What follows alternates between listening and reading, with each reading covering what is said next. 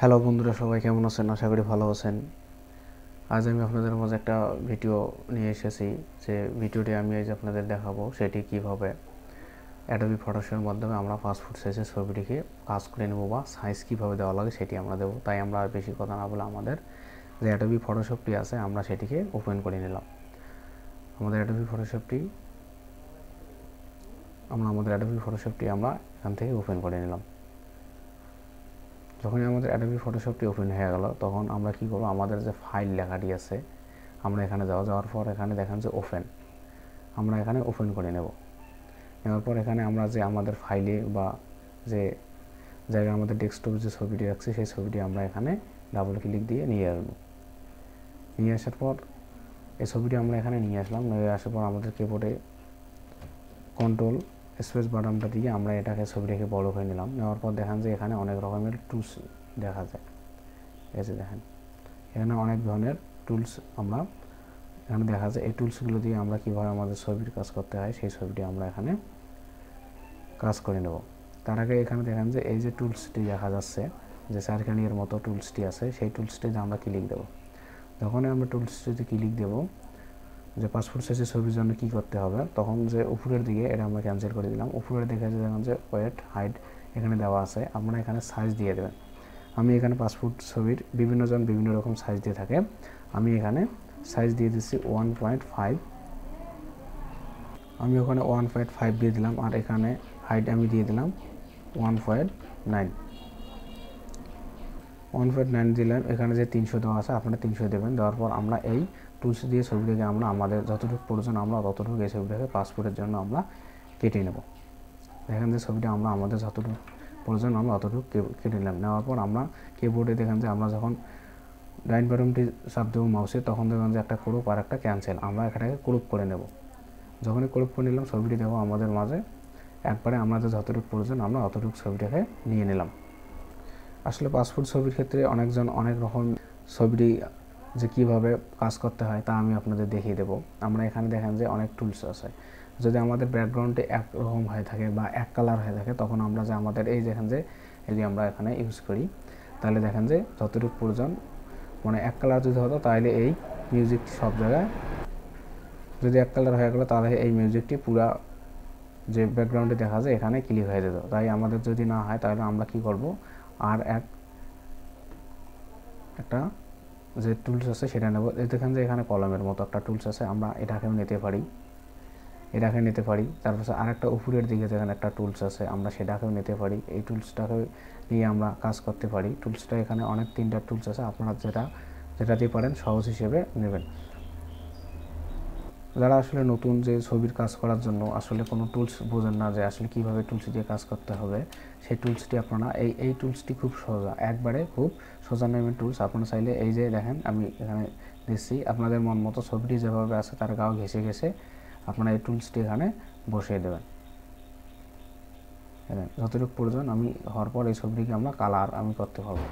এখানে আমরা একবারে ক্লিক যখন দেব তখন ছবিটি আমরা কালার এখানে করে নেব। দেখেন যে আমার ব্যাকগ্রাউন্ডে নীল কালার আছে, সে কালারটি হয়ে গেল। আমি খুব শর্ট নিয়ে দেখাচ্ছি। আর আরেকটা টুলস আছে, সেই টুলসটিও আমি দেখাচ্ছি। এই যে কলমের মতো যে টুলসটি দেখা যায়, এই টুলসটিও আপনারা আপনাদের ছবিটিকে খুব সহজে কেটে নিতে পারবেন। এই টুলসটি দিয়েও আমি সেটাও দিয়ে আপনাদের দেখিয়ে দিচ্ছি। আসলে আপনাদের খুব সহজে বোঝার জন্য এই টুলসগুলো ব্যবহার করে আজ আমি আপনাদের ছবিটিকে খুব ইজিভাবে খুব ইজিভাবে ছবির কাজ করতে পারেন। আমি একটা টুলস দিয়ে দেখে দিলাম, ওরা যারা নতুন তাদের জন্য এই টুলসটি দিয়ে আপনারা কাজ করতে পারবেন। আর যারা আসলে জানেন কাজ, আসলে এই কলমের মতো যে টুলসটি আছে সেটাও দিয়ে আপনারা আপনাদের ছবিটি জুম করে একটু বড় করে নিন। নেওয়ার পর দেখেন আমি এখানে ধরলাম, আমরা যে আগের টুলসটা যে কাজ করছিলাম সেটাও দিয়ে আমাদের ছবির ব্যাকগ্রাউন্ড চেঞ্জ করা যাবে। আর এখন যে টুলসটি আমরা নিচ্ছি সেটাও দিয়ে আমাদের ছবির ব্যাকগ্রাউন্ড চেঞ্জ করা যাবে। আমরা এইটা দিয়ে আমরা ছবিটা একবারে ঘেঁষে নিলাম। নেওয়ার পর যখন দেখবেন যে এইরকম হলো, তখন যে আপনার অল্টার বাটনটি আছে চাপ দিয়ে যে এখানে তীর চিহ্নটি আছে সেখানে ক্লিক দেওয়ার পর দেবেন। আপনারা দেওয়ার সাথে সাথে এখানে কেটে গেল। চাইলে আমি এখানে আমার যতটুকু প্রয়োজন আমি মাউস দিয়ে দেখেন, আমি মাউস দিয়ে ছবিটিকে সুন্দর করে কেটে নিচ্ছি। যেভাবে আপনাদের মানে আপনারা যেভাবে সুবিধা মতো পারবেন সেভাবে আপনারা এই ছবির টুলসটি কেটে নেবেন। আমি ছবিটিকে ছোটো করে নিলাম, নেওয়ার পর যে আমি ছবিটিকে এখন এটা গোল বৃত্ত আকারে ধরলাম, ধরার পর আবারও অল্টার চাপ দিলাম, ছবি দেখো কেটে আসলো যে অর্ধেকটা। আবারও আমি নিচ থেকে নিলাম, নেওয়ার পর আবারও এখান থেকে আমি কেটে নিলাম, নেওয়ার পর আমি কান বরাবর আবারও ছবির টুলস দিয়ে এখানে ক্লিক দেবো। দেখান দেওয়ার পর দেখা যায় বাড়তি একবারে কানের নিচ পর্যন্ত চলে আসলো।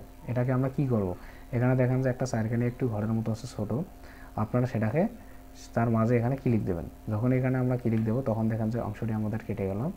আমরা কি করব, এই ছবিটি আমরা একটু পর্যন্তই আমরা নিয়ে নিলাম,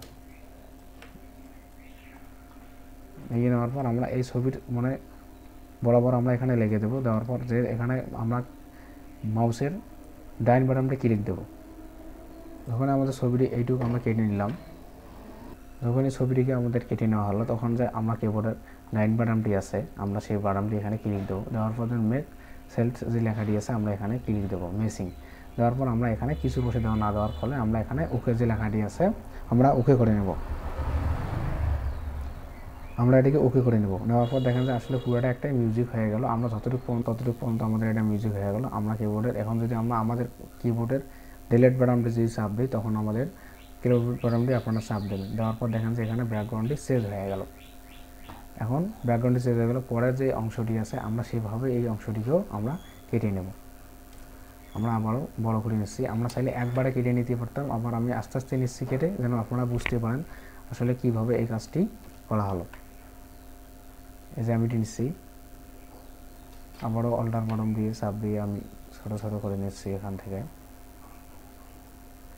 আপনাদের সুবিধা মতো যেভাবে আপনারা পারবেন সেইভাবে এটাকে কেটে নিতে পারবেন। এই ছবিটাকে ছোটো করে দিলাম, দেওয়ার পর আমি আবারও সেই একই কাজ একই অপশন আমি সেই কাজটি করে দিলাম। দেওয়ার পর যে মেকিং যে আছে আমি সেখানে আবার ডিলিট চাপ দেবো। ওখানে পুরো ছবিটি আমাদের কাটা হয়ে গেল, বা ছবিটি আমাদের পুরো আমরা যে টুলস দিয়ে আমরা কেটে নিলাম। নেওয়ার পর আমার যে দেখেন একবারে মিউজিক বসে গেছে এখানে, যে দেওয়ার পর আমরা এখানে কী করবো, ডিলিট চাপ দেবো। ডিলিট চাপ দেওয়ার সাথে সাথে আমাদের এখানে দেখেন যে পুরো ব্যাকগ্রাউন্ডটি চেঞ্জ হয়ে গেল। যখন আমাদের ব্যাকগ্রাউন্ডটি চেঞ্জ হয়ে গেল আমরা এবার এটাকে এই টুলসটি এখন আমরা আর ব্যবহার করব না। না করার পর দেখেন যে এখানে একটা টুলস আছে, এই যে টুলসটি দেখা যাচ্ছে, টুলসটি আমরা নেব। নেওয়ার পর যে আমাদের এই ব্ল্যাঙ্ক যে আউটগুলো আছে আমরা এটিকে মেসিং করে দেবো। এই দেখেন আমরা চাইলে এটা দেখিয়ে মেসিং করে দেবো, বা আপনারা পুরোটাও চাইলে কেটে নিতে পারবেন। এখন আমাদের ছবিটির ব্যাকগ্রাউন্ড কেটে নেওয়া শেষ। এখন আমরা কী করব, এই ছবিটিকে আমরা একটু লাইট দিয়ে দেবো বা ছবিটি একটু পরিষ্কার করব। সেক্ষেত্রে আমরা কী করতে পারি, যে এই যে মিউজিক যে ঝাড়ুর মতো যে আছে যে দেখা যাচ্ছে আমরা এটিকে ব্যবহার করতে পারি। এটা হলো আমরা এই মুখ বরাবর ক্লিক দেবো, দেওয়ার পর যতটুকু আমাদের প্রয়োজন আমরা অতটুকু নিতে পারবো, আমরা নিয়ে এটিকে কাজ করতে পারবো। আর যদি না হয় যে কিবোর্ডের কন্ট্রোল এল বাটনটি চাপ দেবেন। এর পর এখান থেকে আপনারা দেখেন যে এখানে তিনটে অপশন, এই যে একটা অপশন, এই যে একটা অপশন আমি দেখিয়ে দিচ্ছি, এই যে একটা অপশন, এই যে একটা অপশন, এখানে তিনটে অপশন আছে। আপনারা চাইলে এই তিনটে অপশন দিয়ে এই ছবিটিকে একবারে ক্লিয়ার করতে পারবেন। এই ছবিটিকে এই তিনটা যে আমি দেখাইলাম এই তিনটা দিয়ে আপনারা এই ছবিটিকে ক্লিয়ার করে নিতে পারেন খুব সহজভাবে। আপনারা যে কোনো পাসপোর্ট সাইজের ছবিকে খুব সহজ নিয়মে কাজ করতে পারবেন। তাই আমরা কি করব, যখন আমাদের এই তিনটা আমরা এই চাইলে যে মাঝার বাটনটি আছে আমরা যে মাউস নিয়ে যদি আমরা একবারে তার সোজা আসি তখন দেখেন ছবি আমাদের একবারে সাদা হয়ে গেল। ছবিটি একবারে সাদা হয়ে গেল, আমরা হালকা একটু সাদা করে নিলাম। আর আমরা যে চাই যে আসলে তার মাথা চুলগুলো কালো করে নেব সেটাও আমরা দেখেন এখানে করতে পারলাম, বা মাঝের অংশটা দিয়ে আমরা ছবিটিকে সাদা করেও নিতে পারলাম। এটা আমরা কালারও মিক্সিং করতে পারবো। এই যে দেখেন আমি ছবিটিকে কালার করে নিচ্ছি, হালকা কালার, যতটুকু আমার প্রয়োজন ততটুকু আমি ছবিটির নিয়ে নিচ্ছি। নেওয়ার পর আমি যে আমার ওকে লেখাটি যে আছে আমি এখানে ওকে দিলাম, তারপর আবারও ঝাড়ু দিয়ে আমি কালারটি চেঞ্জ করে দিলাম। আমরা এখানে অনেক ধরনের টুলস আছে, সেই টুলসগুলো দিয়ে আমরা আমাদের ছবির কালার করতে পারি, বা এই টুলসগুলো দিয়ে আমরা আবারও যে এই যে টুলসটি দেখা যাচ্ছে একবারে কালো, এখানে তিনটা টুলস আছে। আপনারা চাইলে এখান থেকে সাদা করে নিতে পারবেন এই টুলস দিয়ে। এই যে দেখা যাচ্ছে এই যে এখানে এটা কালো হচ্ছে, আপনারা চাইলে এই টুলস দিয়ে সাদাও করে নিতে পারবেন। এই যে আমি চাইলে সাদা। আর আবারও চাইলে এই জায়গায় যদি আমরা ক্লিক করি এই টুলসে উপরে যে নিচে যে হাতের মতো দেখতে পাচ্ছেন, আমরা এটা দিয়ে এই মাথার চুলগুলো কালো করে নিতে পারবো। এই যে খুব সহজেই আমরা পাসপোর্ট সাইজের ছবির কাজ খুব ইজিভাবে আমরা করতে পারবো। মানে যেটা প্রয়োজন সেই কাজটি আমরা খুব সহজেই এই টুলসগুলোর মাধ্যমে করতে পারবো। এখন ছবিটি আমি একবারে ছবিটিকে